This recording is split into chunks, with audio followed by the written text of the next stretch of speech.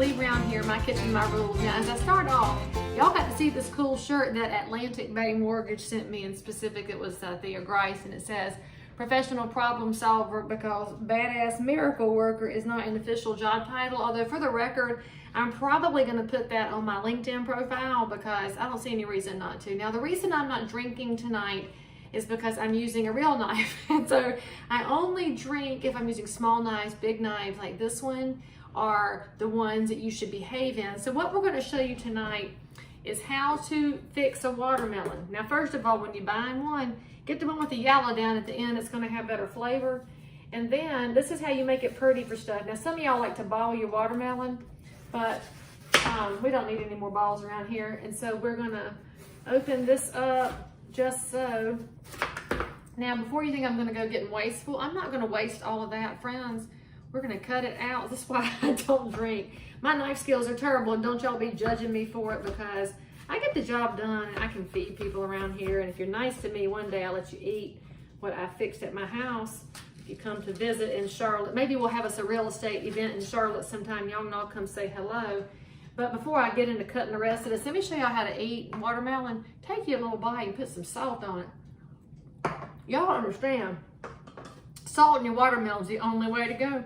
I don't think Yankees eat it that way, which is sad to be a Yankee, but oh, this watermelon's good. It's got seeds in it. That's how you know it's less genetically modified. So anyway, we're gonna cut off all the sides here. And I'm using my special cutting board that has a draining side on it. I probably should not talk as much while I'm using my big giant cleaver here. And I know some of y'all are probably watching this on pins and needles thinking we're gonna be calling the emergency room here in a minute. We're not gonna call the emergency room, friends.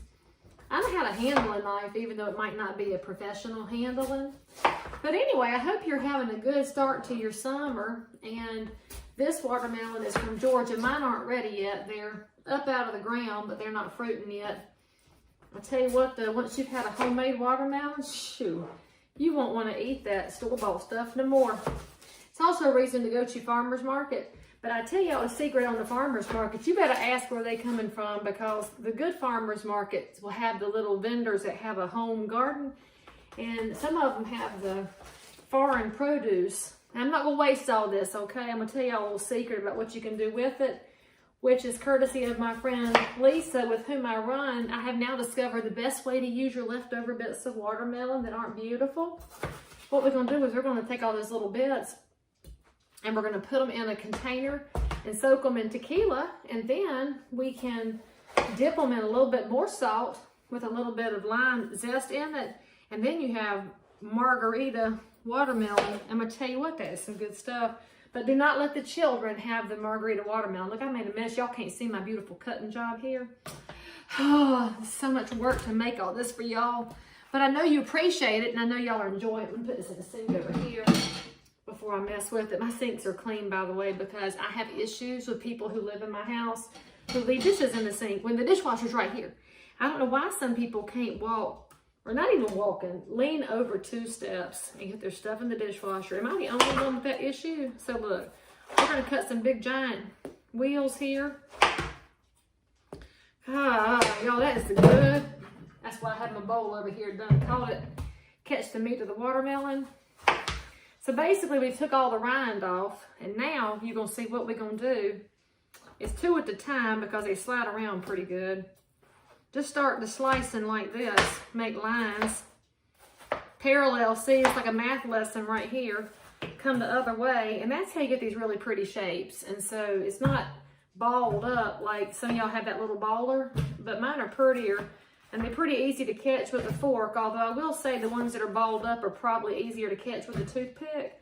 Like if you're at a southern wedding reception or a bridal shower, they're gonna have a lot of round fruit with a lot of toothpicks nearby, because that's the way we do things. And so we're gonna put all this in the bowl. And then if you're smart, what you're gonna do is just leave it on the counter. And then your family's gonna wander through and just eat watermelon all day long. They will then be fully hydrated. Some of y'all don't drink enough water, I've heard. And so this is one way to get your water and your fiber. antioxidants and whatever all else is good about watermelon, which is everything. And if you also are not into tequila, maybe get you a bottle of vodka, pour it over top of this and let it sit in the refrigerator a little bit. Flavor it real good. And then you'll have something your friends will come over and have. And so in honor of y'all, let's put a little more salt on that. That's good. Next batch goes in the tequila. I'll see y'all next time.